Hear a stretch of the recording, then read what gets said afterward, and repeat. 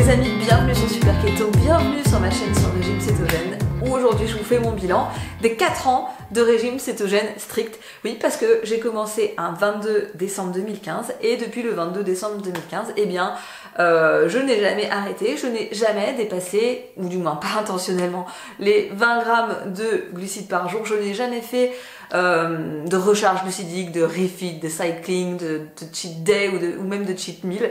Je n'ai rien fait de tout ça et je suis la preuve que donc on peut le faire, on peut être en parfaite santé sans faire de recharge glucidique et on peut en tirer tout un tas de bénéfices métaboliques et de santé, etc. etc. Et c'est de ça dont j'ai envie de vous parler aujourd'hui. C'est vrai que quand j'avais fait ma vidéo de bilan des 3 ans, j'avais beaucoup insisté sur ce qui avait changé dans ma pratique de la diète cétogène, quelle souplesse j'avais acquise, est-ce que je prenais toujours ma glycémie, comment ça se passait sur le plan social, comment ça se passait en couple, etc. Et aujourd'hui, on va pas être là-dessus et je vais vraiment plus vous parler du côté métabolique, du côté des bienfaits de santé que ça m'apporte. Voilà, donc si cette vidéo vous intéresse, eh bien, n'hésitez pas à la liker, n'hésitez pas à vous abonner à ma chaîne et on y va. Alors, je suis désolée pour les personnes qui me suivent depuis longtemps et qui me connaissent, mais je suis obligée de repartir de là où j'ai commencé. C'est-à-dire que, bah voilà, le 22 décembre 2015, où j'en étais quand j'ai commencé. Déjà, c'est important de savoir que je n'étais pas en surpoids, j'étais en sous-poids. J'étais à 49-50 kilos que je maintenais difficilement et que je maintenais en me sous-alimentant clairement, en faisant énormément de jeûnes, énormément de trucs, de mono-diète dans un sens et dans l'autre. Et voilà, je galérais pour rester à 50 kilos parce que j'avais décidé dans ma tête qu'il fallait être à 50 kilos. Et j'ai commencé le régime cétogène parce que je souhaitais perdre du poids, voilà. Du point de vue santé, je n'étais pas quelqu'un dans mauvaise santé, je veux dire, j'étais malade 1 à 2 fois par an, sans plus, mais j'avais quand même un certain nombre de dysfonctionnements identifiés ou pas d'ailleurs. Le premier, c'est que j'avais un peu de dominance d'œstrogène. C'était pas hyper marqué chez moi, mais j'en avais quand même assez pour avoir des symptômes tels que le syndrome prémenstruel, du syndrome prémenstruel assez marqué. J'avais vraiment mal, j'étais vraiment gonflée. J'avais également des règles qui étaient très irrégulières, qui des fois disparaissaient ou alors étaient très courtes. Et j'avais aussi cette espèce de forme de corps où on est plus étroit en haut et plus large en bas, avec la difficulté à prendre du muscle en haut et tendance à stocker en bas. Voilà, ça c'est des signes de dominance d'œstrogène, même si ce ne sont pas les seuls. Ensuite, j'avais également un autre dérèglement hormonal, mais du côté de l'insuline, c'est-à-dire que j'avais une glycémie très très déréglée, de la résistance à l'insuline, alors pas au point d'avoir du diabète, mais quand même au point d'avoir une glycémie trop élevée pour quelqu'un qui consommait pas beaucoup de glucides, parce que je vous rappelle qu'avant de commencer le cétogène, j'ai fait du paléo et que je faisais un paléo où je consommais pas énormément de glucides, je devais être à entre 50 et 100 par jour. Donc pour quelqu'un qui consomme pas énormément de glucides, j'avais déjà une glycémie trop élevée et des triglycérides qui étaient également trop élevés dans mes analyses de sang. Voilà, des signes d'un syndrome métabolique qui est un peu en train de s'installer et de s'accentuer et qui n'était pas très bon signe. Et d'ailleurs, même quand j'ai commencé le régime cétogène, j'avais encore une glycémie qui était élevée et c'était à cause de cette fameuse résistance à l'insuline. Et enfin, troisième truc que j'avais, et que je n'avais pas identifié, c'est vraiment une problématique intestinale parce que j'avais une candidose assez marquée qui m'avait généré de la porosité intestinale. Et cette porosité intestinale, elle se manifestait par des problèmes digestifs, de l'intolérance à l'histamine, des intolérances alimentaires, et de l'allergie au pollen très marquée. Et puis voilà, un métabolisme franchement pas hyper en forme. Donc voilà le tableau, et même si c'était pas catastrophique, c'était assez pour me mettre la puce à l'oreille que il y avait certaines choses qui n'allaient pas. Et je ne pensais pas du tout que le régime cétogène viendrait répondre à ça. Moi, je voulais juste perdre du poids. J'étais franchement à des années-lumière de m'imaginer que c'est un peu l'inverse qui allait se passer et que j'allais prendre du poids, mais ça on en parlera après, et que par contre j'allais résoudre tous ces problèmes-là. Et voilà, donc c'est là-dessus que je vais insister aujourd'hui. Premier truc qui s'est régulé assez rapidement, c'est évidemment la glycémie. En fait, quand on arrête de consommer plein de glucides, forcément, on arrête d'avoir des problèmes d'hyperinsulinémie, de résistance à l'insuline et de glycémie élevée. Et d'ailleurs aujourd'hui, c'est de plus en plus courant dans le milieu scientifique médical d'appeler la résistance à l'insuline intolérance aux glucides. C'est devenu ça, la résistance à l'insuline, c'est de l'intolérance aux glucides. Ce n'est pas que votre machine ne fonctionne pas bien, c'est que votre machine n'est pas prévue pour consommer autant de glucides à la base. Donc c'est normal en fait que ça génère des dysfonctionnements quand vous le faites trop, tout le temps et en trop grande quantité. Donc très rapidement en fait, ma glycémie a commencé à baisser. Elle n'était pas stable, mais elle a commencé à baisser. Je dirais qu'au bout de 4 à 6 semaines de régime cétogène strict, j'avais vraiment des valeurs qui commençaient à être très bien. Et puis avec le temps, ça s'est beaucoup stabilisé et c'est ça que j'ai gagné. J'ai gagné une grosse stabilité de glycémie qui est presque un problème aujourd'hui parce que quand je veux tester un aliment pour voir s'il fait ou non monter la glycémie, ben ça répond pas beaucoup parce qu'en fait mon métabolisme retourne bien à l'équilibre. Et j'envisage de plus en plus d'avoir des doubles et triples tests avec des personnes qui sont plutôt au début de leur diète cétogène avec une glycémie plus sensible pour avoir des résultats un petit peu plus probants. Enfin bon bref.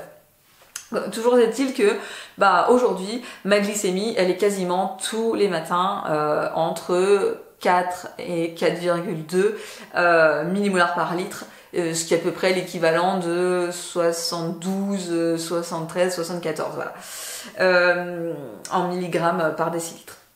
Et du coup comme je parle de glycémie, je vais aussi vous parler de cétonémie parce qu'on entend beaucoup dire que voilà, non mais quand on est adapté depuis un certain moment, c'est normal que la cétonémie baisse et qu'on soit entre 1 et 1,5. Là-dessus, je suis obligée de m'inscrire en faux, je suis désolée. Quoi qu'on en dise et quoi qu'on puisse en lire, moi, ma cétonémie est toujours autour de 2,5. Oui, il y a des petites fluctuations, des fois 2,3, des fois 2,7, des fois 2,8, 3 si je jeûne, mais ma cétonémie est toujours, et ce depuis 4 ans, dans cette zone-là. Du coup, j'ai du mal à entendre ces raisonnements-là, j'ai du mal à en voir la logique parce que du coup, pour moi, ça ne s'applique pas. Alors, je sais pas si je suis d'un ovni ou si vous, de votre côté, vous avez des résultats semblables, mais en ce qui me concerne, j'ai toujours une cétonémie élevée. Et d'ailleurs, quand ça m'arrive de baisser, pour une raison X ou Y, si je suis malade, ou enfin même quand je suis pas malade, mais quand ça arrive à ma cétonémie de baisser, je me sens moins bien. Je me sens moins en forme, je me sens moins de pêche que d'habitude. Et pour moi, ça n'est pas un état normal d'avoir une cétonémie à 1,1, 1,2. Je dois vous dire que j'ai ma petite idée sur la question et que moi je pense qu'en fait les gens avec le temps sont un peu moins stricts sur leur diète, qui consomment moins de gras, des fois beaucoup moins de gras, et qui consomment peut-être un petit peu plus de glucides, un petit peu plus de gâteaux cétogènes, de trucs de machin, et qu'à mon avis leur adaptation est moins bonne. Je suis pas sûre, hein, mais moi c'est une petite hypothèse que j'ai quand même dans la tête et je me méfie. et en fait c'est ce que je vois en coaching qui me fait penser que je suis pas très loin d'avoir raison. Bref. Deuxième chose qui s'est régulée, c'est cette affaire de dérèglement hormonal et de dominance d'œstrogène. Très rapidement, en fait, vraiment dans les premiers mois de mon régime cétogène, mes règles ont commencé à revenir de manière stable. J'avais plus de tours qui sautaient.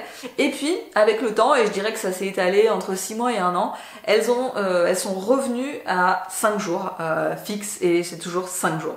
Et le syndrome prémenstruel a franchement quasiment disparu.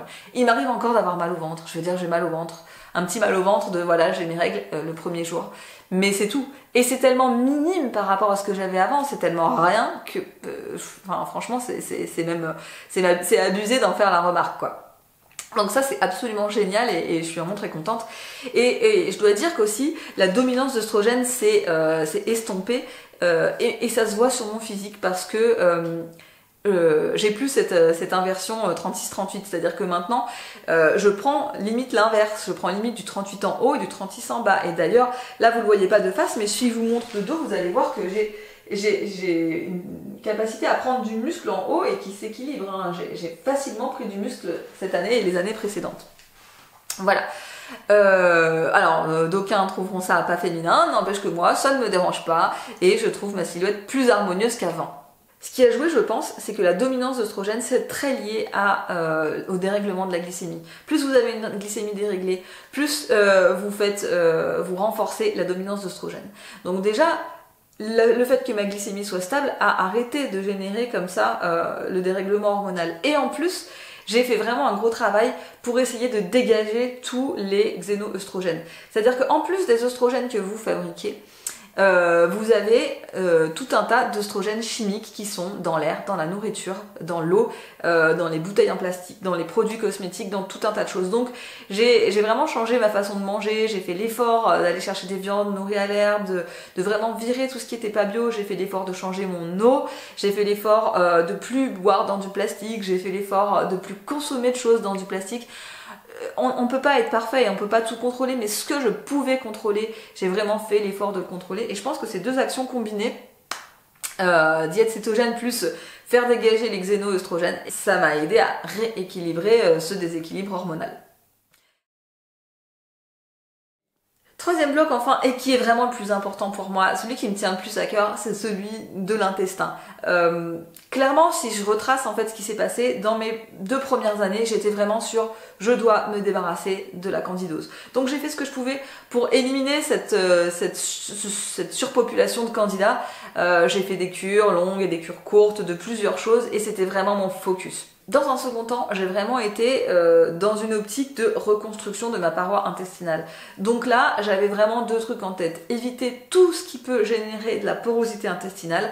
Donc les prolamines qui sont dans les céréales, forcément, on les a plus en régime cétogène. Mais fallait aussi éviter l'acide phytique qui est dans tous les oléagineux. Et fallait aussi éviter la caséine qui est dans les produits laitiers. Donc j'étais vraiment focus là-dessus. Et ça s'est accentué en 2019-2020. Vraiment, j'ai dégagé tous les fromages. Et j'ai même dernièrement complètement éliminé la crème, je n'en mange plus. Et donc c'est vraiment quelque chose qui me tenait très à cœur pour améliorer la qualité de mon intestin. Et puis fin 2019, début 2020, j'ai découvert la marque Ancestral Supplement et chez eux, je suis allée chercher les compléments alimentaires qui étaient spécifiques de l'intestin. Donc j'ai fait la cure intestin et j'ai fait la cure colostrum. Et ces 2 cures, elles m'ont fait énormément de bien. Bon, si les produits vous intéressent, vous savez parce que je vous l'ai déjà dit que vous avez moins 10% avec le code SUPERKETO10. Je vous remets le lien en barre d'infos, mais je vais pas vous en parler là parce que c'est pas le sujet. Voilà, si vous intéresse, vous avez leurs produits et vous avez mon code promo. Ce qui est intéressant, c'est que le fait de préserver mon intestin, en évitant de l'attaquer avec tout ce qui génère de la porosité intestinale, et le fait de favoriser la reconstruction de mon intestin avec le collagène, avec le colostrum, avec le produit intestin de chez Ancestral Supplement, eh bien j'ai rétabli un équilibre. Et cette année, je fête ma première année, je pense depuis ma première année où je n'ai pas été malade en février. Normalement, tous les ans, 1 fois par an en février, je suis malade. Et ce, depuis que je suis toute petite. J'ai toujours entendu ma mère dire ça. Oui, mais de toute façon, on est en février, elle est malade. Eh bien, cette année, non. Nous sommes le 1er mars et je n'ai pas été malade en février. Alors, j'attendais, vous savez, j'attendais après de mon calendrier en cochant les jours, en me disant, allez, plus que 2 jours et évidemment, la potentialité que je sois malade en mars n'est pas exclue, mais je ne pense pas parce que je me sens vraiment en forme. Et que je pense que tout ce que j'ai fait pour mon intestin, tout le travail que j'ai fait de ne pas consommer de fromage, de ne pas consommer de noix, de faire un travail sur le sommeil, de faire ces cures de collagène, d'investir, parce que c'était de l'argent, hein. Ancestral Supplement, c'est des produits qui sont chers, c'est des produits qui sont hyper qualitatifs, mais c'est des produits qui sont chers, donc c'était aussi des sacrifices. Et comme je vous l'ai dit, j'ai vendu la moitié de mon dressing sur Vinted parce que je voulais de l'argent pour me les acheter. Donc j'ai investi quelque chose et ça représentait quelque chose pour moi, cet argent, mais parce que je voulais faire ça pour mon intestin. Et qui dit intestin en santé dit métabolisme en santé, dit métabolisme qui répond quand vous avez besoin qu'il vous réponde. Et voilà, je suis vraiment très contente de cette victoire immunité, et je suis sûre qu'en fait ce travail-là, il va payer encore pour la suite, donc je vais le continuer. Et enfin, je voulais quand même vous parler de perte de poids parce que il y a beaucoup de gens qui commencent le régime cétogène parce qu'ils veulent perdre du poids, et c'était aussi mon cas. Et ce qui s'est passé, c'est qu'en fait, au lieu de perdre du poids, au début, j'ai perdu comme tout le monde quelques kilos d'eau, donc j'étais ravie. Et puis quand j'ai commencé à m'intéresser sérieusement à l'adaptation et que j'ai vu qu'il fallait consommer 200 grammes de matière grasse ajoutée par jour, et bien évidemment j'ai pris du poids, surtout que mon métabolisme était fatigué, ma glycémie était haute, etc. Donc j'ai pris 5 kilos, je suis passée de 50 à 55,5, bon c'est un peu plus de 5 kilos, que je n'ai pas reperdu. Avec le temps, mon corps est en train de changer. J'ai plus de masse musculaire qu'avant et je ne pense pas avoir beaucoup plus de gras, mais en fait mon poids aujourd'hui est toujours plus ou moins entre, on va dire, 53 et 55 en fonction des moments, des saisons, des trucs, des machins, des sèches, des pas sèches. Et honnêtement, si on m'avait dit que en commençant le régime cétogène, j'allais prendre 5 kilos, je ne l'aurais jamais fait. Et du coup, je suis hyper contente de l'avoir fait quand même, parce que vous vous imaginez, je l'aurais pas fait, et en fait, j'aurais pas eu tout ce qui va avec. Si je m'étais arrêtée à ça et aux histoires de poids, bah finalement, j'aurais pas eu tous ces bénéfices de santé que j'ai aujourd'hui, toute cette énergie que j'ai aujourd'hui. Je serais pas débarrassée de toutes ces tensions avec la bouffe. J'aurais pas un métabolisme qui fonctionne, j'aurais pas un équilibre hormonal qui fonctionne. Honnêtement, l'équilibre hormonal c'est tellement fragile, mais c'est tellement la clé. Enfin, je veux dire, on veut tous notre équilibre hormonal. Donc, avoir des hormones sexuelles qui sont régulées, avoir des hormones digestives qui sont régulées, c'est hyper important. Et je serais sûrement passée à côté de tout ça. Donc en fait, ce que je veux vous dire, c'est si vous vous êtes lancé dans la diète cétogène pour la perte de poids et que tout ne se passe pas comme vous voulez, continuez quand même et persévérez, parce que vous n'avez pas idée de ce qui vous attend peut-être sur ce chemin et que vous n'aviez pas prévu et qui est peut-être immensément mieux. Je veux dire, les gens qui ont du poids à perdre, ils vont le perdre avec la diète cétogène, mais moi j'en avais pas vraiment à perdre. J'avais juste une idée de ce à quoi mon corps aurait dû ressembler. Et cette idée, elle était filtrée et modelée par certains autres facteurs, et c'est pas le sujet d'aujourd'hui. S'il vous plaît, si vous avez pris du poids ou que vous avez peur d'en prendre, oubliez ça. Adaptez-vous et allez voir ce que cette aventure, j'aime pas le mot aventure, mais allez voir ce que cette aventure vous réserve de surprise, parce que en fait, vous n'avez pas idée de ce que ça peut vous apporter. Je n'en avais pas la moindre idée, et voilà. Et enfin, je vais répondre à une dernière question qu'on me pose souvent. Est-ce que tu n'es pas frustré de ne pas pouvoir manger de sucre, de trucs, de machin? Je vais vous répondre très honnêtement, je suis un être humain. C'est-à-dire que si vous me mettez mon gâteau préféré sous le nez, si vous me mettez un carrot cake sous le nez, ça va être compliqué pour moi. Et oui, je vais avoir envie d'en manger. Et oui, je vais ressentir une certaine frustration de devoir dire non. Sauf que cette frustration, elle est balancée par plein d'autres choses. C'est-à-dire qu'aujourd'hui, si vous enlevez la part de carrot cake et que vous me parlez d'autre chose, au bout de 2 minutes, elle sera oubliée. Alors qu'avant, j'allais penser pendant des heures à mon carrot cake ou pendant des jours à mon carrot cake, ensuite j'allais le manger, ensuite j'allais repenser pendant des heures et pendant des jours avec la culpabilité qui va avec les problèmes que ça génère, et en fait je suis tellement contente d'être débarrassée de ça, je suis tellement contente d'être débarrassée de ces casseroles, enfin de ce merdier émotionnel et de ces pensées cycliques autour de la bouffe. Je suis tellement contente d'être capable de ne plus y penser, ça me libère de la place pour autre chose, ça me libère de la place pour être heureuse honnêtement et pour faire autre chose de ma vie, que non, je ne regrette pas de ne pas pouvoir en manger, je ne regrette rien, juste des fois je me dis oui ça me ferait plaisir de goûter, et puis 2 minutes après j'y pense plus. Donc à l'heure actuelle je n'ai toujours pas fait de cheat day, je ne dis pas que j'en ferai pas, peut-être que j'en ferai pour les raisons que j'avais dites dans ma vidéo de, vous savez, de voir combien de temps le corps remet à revenir en cétose, est-ce que ça implique des ballonnements, est-ce que ça implique de la prise de poids, qu'est-ce qui se passe? Je pourrais le faire un jour vraiment dans cette optique-là, et dans ce cas-là, je le filmerai, je vous le montrerai, etc. Mais en attendant, si c'est juste pour le truc gustatif, je pense pas que je le ferai, j'en ressens pas vraiment le besoin, et franchement, je suis très heureuse comme ça. Donc, pour conclure, évidemment que j'ai prévu de continuer. Comme je le dis des fois dans les commentaires, ma diète a tendance à devenir de plus en plus carnivore avec le temps, mais pas d'une manière volontaire, c'est juste qu'elle évolue comme ça, et je vous en parlerai peut-être dans une autre vidéo, mais en tout cas, je n'ai pas l'intention du tout de me remettre à consommer des glucides et d'arrêter de consommer du gras. Voilà, j'espère que cette vidéo vous a plu. Si vous avez des questions, n'hésitez pas à les poser en commentaire, et à très bientôt dans la télé-réalité de la cétose.